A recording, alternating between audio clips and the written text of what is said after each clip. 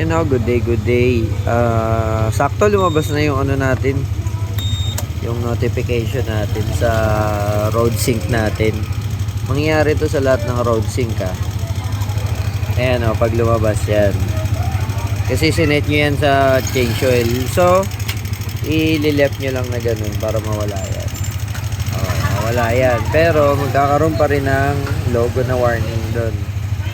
So, punta lang kayo ng settings.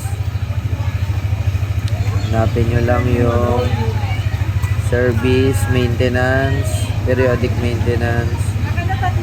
I-adjust nyo lang. 210. I-adjust nyo lang. Kunyari 2,000. Tapos April, lipat nyo ng May. Back.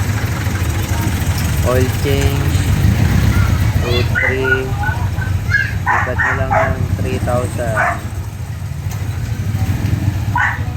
Tapos lipat nyo lang ng May. Wala na yan. Okay na.